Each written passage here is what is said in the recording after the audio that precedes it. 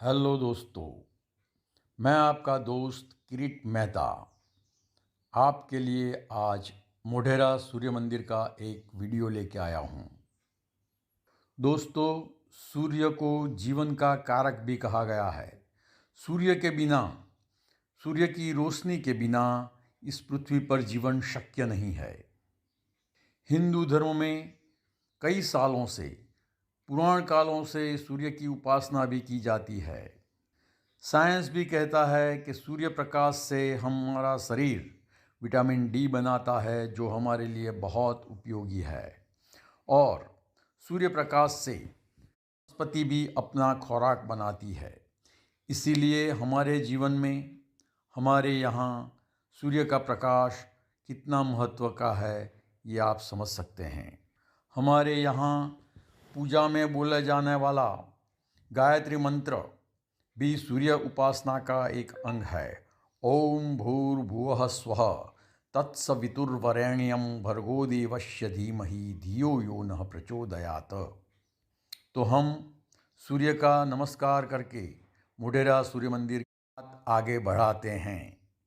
प्राचीन काल से सूर्य की पूजा की जाती है और सूर्यदेव पंचदेव में भी गिने जाते हैं। भारत में मुख्यतः दो सूर्य मंदिर है। प्रथम मंदिर उड़ीसा में कोणार्क में आया हुआ है और दूसरा मंदिर यहाँ मोढेरा में, गुजरात में आया हुआ है। मोढेरा अहमदाबाद से करीबन 98 किलोमीटर दूरी पर स्थित है और पाटन से दक्षिण में करीबन 30 किलोमीटर 30 किलोमीटर की दूरी पर है। मोढेरा गुजरात के महसाणा डिस्ट्रिक्ट में आता है। मोढेरा का सूर्य मंदिर महसाणा जिला के मोढेरा गांव में पुष्पावती नदी के किनारे प्रतिष्ठित है। यह मंदिर भारतवर्ष में विलक्षण स्थापत्य एवं शिल्पकला का बेजोड़ उदाहरण है। इस मंदिर में जोड़ लगाने के लिए कहीं भी चूने का प्रयोग नहीं किया गया है। ऐसा माना जाता है कि 2026 के अरसे में इस मंदिर को बनाया गया था और इस मंदिर को बनाने में राजा भीमदेव, जो सोलंकी वंश के थे, उसका योगदान रहा है। इस मंदिर को 3 हिस्से में बनाया गया है। पहला हिस्सा गर्भगृह का है और दूसरा हिस्सा सभा मंडप का है। गर्भगृह के अंदर की लंबाई 51 फुट 9 इंच और चौड़ाई 25 फुट 8 इंच है। मंदिर के सभा मंडप में कुल 52 स्तंभ है।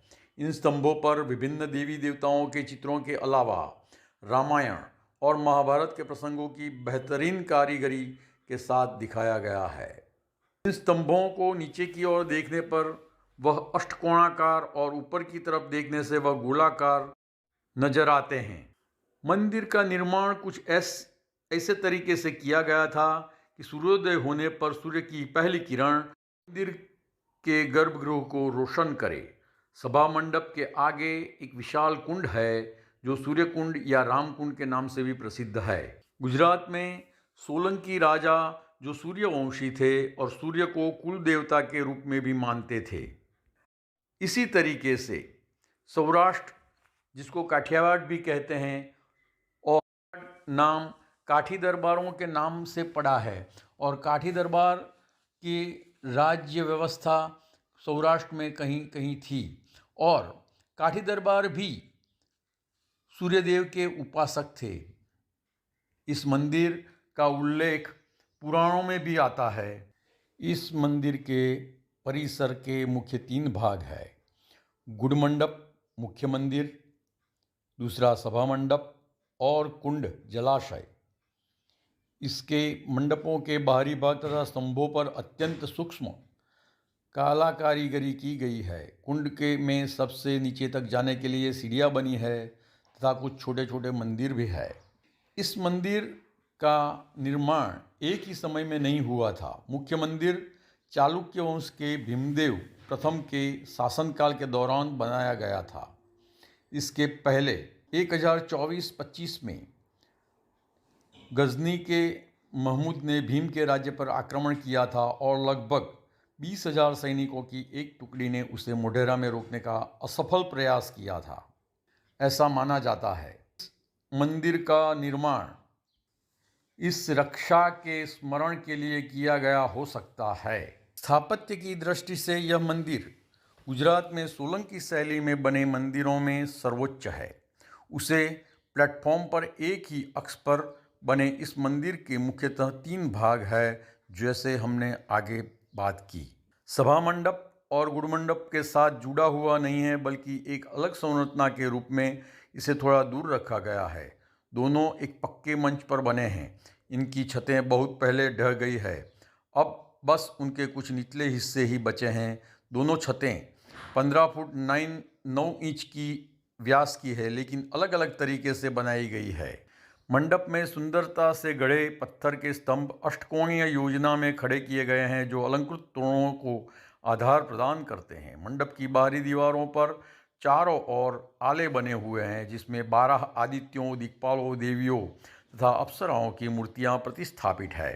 सभा मंडप, जो कि कोणीय योजना में बना है, भी सुंदर स्तंभों से युक्त है। जो कुंड है उसे स्थानिक लोग कुंड भी कहते हैं और रामकुंड भी कहते हैं। कुंड के जल स्तर पर पहुंचने के लिए इनके अंदर चारों ओर प्लेटफॉर्म तथा सीढ़ियां बनाई गई है। साथ ही कुंड के भीतर लघु आकार के कई छोटे छोटे मंदिर निर्मित किए गए हैं, जो कि देवी देवताओं जैसे कि शीतला माता, गणेश, शिव, शेषशाही, विष्णु तथा अन्य को समर्पित किए गए हैं। इस मंदिर परिषद में जाने के लिए 25 रुपये की टिकट लगती है। गुजरात के पर्यटन निगम के द्वारा जनवरी के तीसरे सप्ताह में उत्तरायण त्यौहार के बाद मंदिर में उत्तरार्ध महोत्सव मनाया जाता है, जिसमें प्रत्येक वर्ष 3 दिवसीय नृत्य महोत्सव का आयोजन किया जाता है। इसका उद्देश्य शास्त्रीय नृत्य रूपों को उसी तरह के माहौल में प्रस्तुत करना है जिसमें वो मूल रूप से प्रस्तुत किए जाते हैं। तो हम यहाँ ये वीडियो सूर्यदेव के नाम लेके पूर्ण करते हैं। ओम सूर्याय नमः, ओम आदित्याय नमः, ओम नमः सूर्याय शांताय सर्वरोग विनाशिने आयुरारोग्यैश्वर्यं देहि देव जगत्पते।